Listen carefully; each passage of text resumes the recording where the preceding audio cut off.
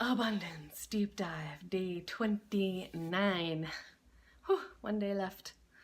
Yeah, one day left. Today was all about harmony, and it's funny how it started off as harmony and what it morphed into. It was not my favorite day. I liked the idea and the concept, so that's what I'll start with, and I won't get into the actual mechanics too much of what the props and stuff were.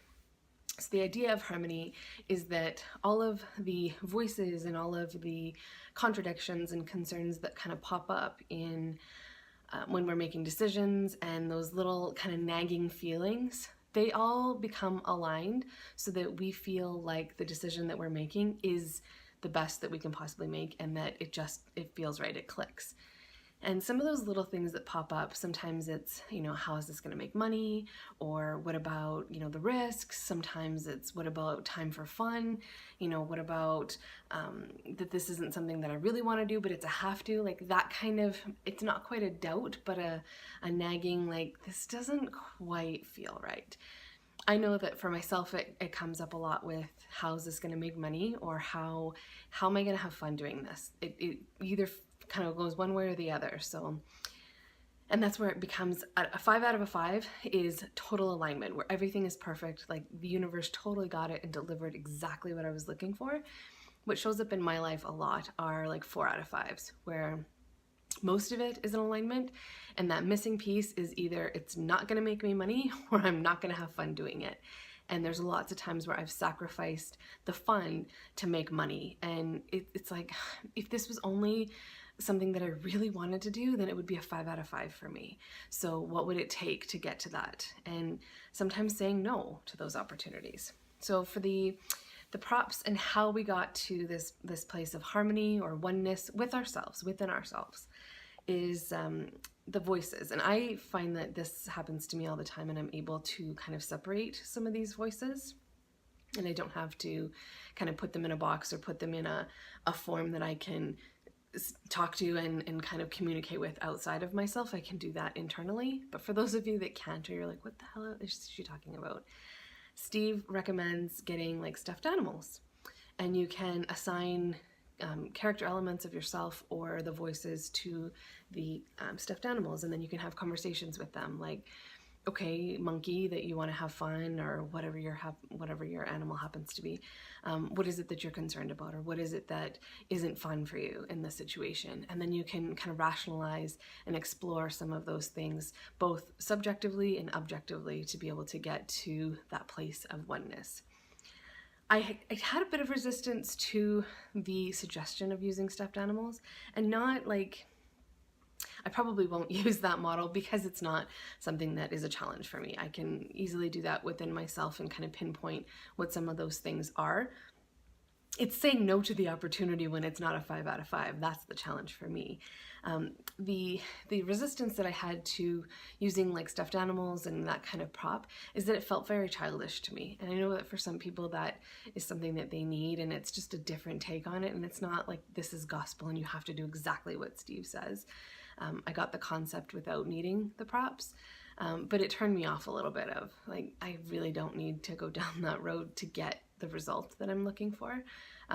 So I am biased about today. I'm not a huge fan of that particular activity, but if that's something that interests you, day 29 is the day for you. And it's a little bit silly, a little bit playful, but could have huge value for you, and that it could be a nice visual for you when you need to kind of get it outside of yourself and to be able to see it in front of yourself. I'm able to kind of think in 3D, and I see things in abstract anyway, so I don't have a problem kind of creating that picture-in-picture within my mind to be able to separate some of these things. And I go a lot with my intuition. So when my intuition is off, it's where do I have that feeling in my body, and where was the first time I felt that, and what is that about? And I'm kind of like a dog with a bone. If it doesn't feel good, like figuring out why it doesn't feel good so that I can make things right. And the more that I lean into that, and the more I can figure out what things are, then I can make decisions based on that. And sometimes I don't need to figure out exactly what it is. It just becomes, this is opportunity is a no-go. The feeling is so strong that even though everything else seems to be lining up, I cannot shake that feeling that is just, it's not lining up, and universe, send me another option that's going to eliminate that. And that seems to work out okay for me. The times that I say, fine, whatever, I'll do it anyway, I'm usually saying yes to money at the expense of my happiness and having fun. So no longer going to choose that. That was pretty much it for today. Otherwise, I had a really great day connecting with a friend, and it was funny trying to make something creative and to tackle some stained glass while she was making a stained glass piece. And I found, and I realized this about myself, when I am in a space of really high vibration and really excited and energetic, it is a little bit more challenging to sit still and actually make a piece of art.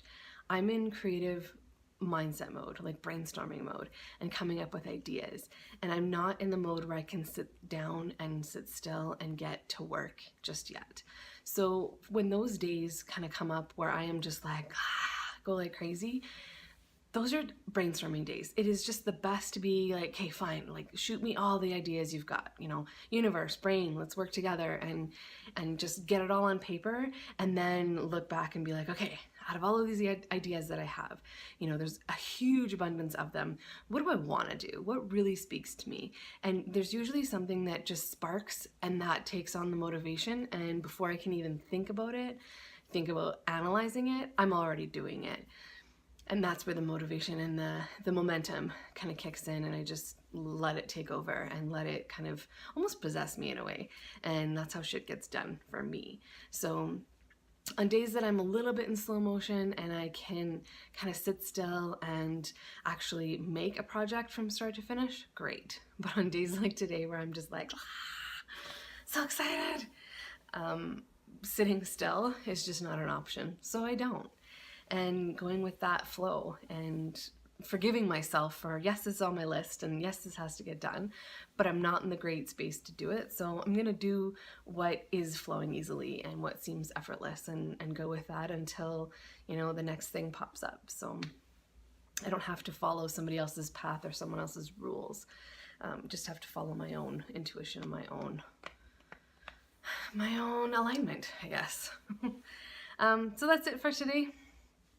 I'm gonna enjoy tonight and write the blog and really look back and revel in how much I've accomplished and the change that I've already seen in myself over the last 29 days, and enjoy the fact that tomorrow is the last day. And I'm face painting again tomorrow, which is exciting, and it's just gonna be a nice wrap up for the month. And a little bit sad, but also very excited to get the rest of my life on track and get going and make things happen again. So very fun, very exciting. So I will see you guys tomorrow.